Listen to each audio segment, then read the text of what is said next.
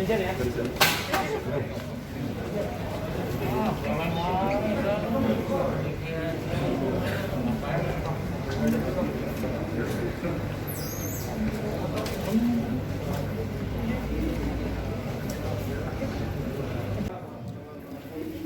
siang, salam sejahtera, salam, Om Swastiastu.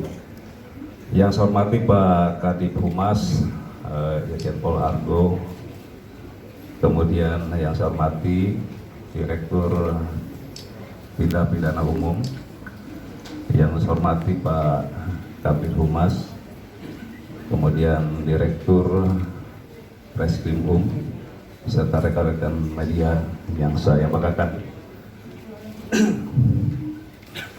Baik, pada kesempatan yang berbahagia ini, saya selaku Kapolda Metro Jaya bersama-sama dengan Kadif Humas akan merilis terkait dengan,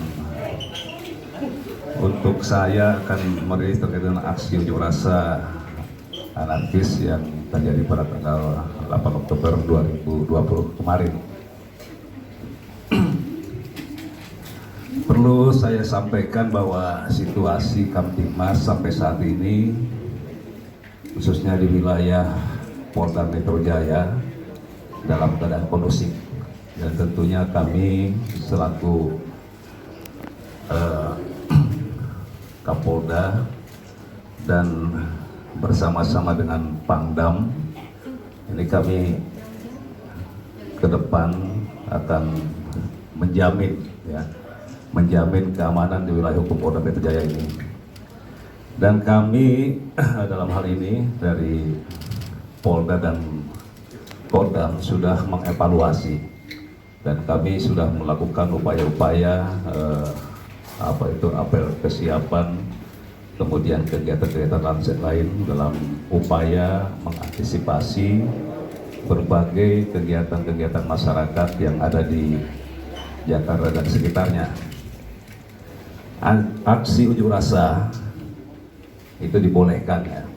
Ini mengacu kepada Undang-Undang Nomor 9 Tahun 98 tentang penyampaian pendapat di muka umum. Selama aksi itu berjalan damai, aksi itu berjalan tertib, tentunya kami dari kepolisian dan dibantu dengan TNI dan demikian juga Pemda, kami akan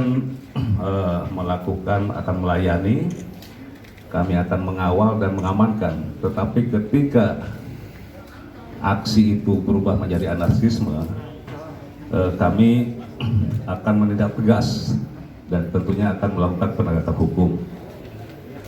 Polri sesuai dengan arahan Bapak Kapolri, jelas selama ini kita akan selalu mengedepankan upaya-upaya persuasif, kemudian humanis, tetapi tegas. Nah, itu yang yang selalu kita lakukan dalam hal melayani masyarakat ini. Kemudian aksi unjuk rasa yang terjadi terkait dengan penolakan Undang-Undang Omnibus Law, khususnya Undang-Undang Cipta Kerja, yaitu khususnya dari kelompok buruh dan mahasiswa, ya, yang memang selama ini ada pengajuan surat pemberitahuan, ya. Itu dari awal, beberapa waktu yang lalu ini sudah terjadi, dapat dilaksanakan ataupun berjalan dengan damai, kemudian juga dengan tertib. Ya, ada sedikit-sedikit insiden, itu hal yang biasa. Tetapi ketika aksi yang terjadi pada tanggal 8 Oktober 2020 di depan istana, itu memang awalnya tadi saya sampaikan awalnya berjalan dengan tertib. Tetapi ketika mulai ada penyusupan, ya, ketika ada kelompok anti kemapanan yang bermain ataupun menunggangi kejadian tersebut, kemudian terjadilah dari aksi damai, kemudian terjadi pelemparan kemudian terhadap petugas, kemudian di situ juga terjadi perusakan, terjadi pembakaran beberapa fasilitas umum yang diantaranya pengerusakan terhadap fasilitas, yaitu halte bis cukup banyak, ada juga beberapa kendaraan, ada 25 halte Transjakarta dirusak dan dibakar, kemudian ada lobi salah satu kantor kementerian, kemudian ada 6 unit kendaraan roda 4 ya, yang dirusak, juga terhadap pos pengamanan fasilitas sepeda umum yang biasa digunakan untuk Car Free Day, kemudian pagar, lampu, dan ada 3 mobil proyek di Atrium Senen, juga termasuk bioskop Grand Theater di Senen yang dibakar. Beberapa fasilitas Polri, ya, yaitu diantara lain adalah pos lantas di Ketapang, Taman Sari ini dirusak, jadi ada kurang lebih 18 ya pos lalu lintas yang dirusak.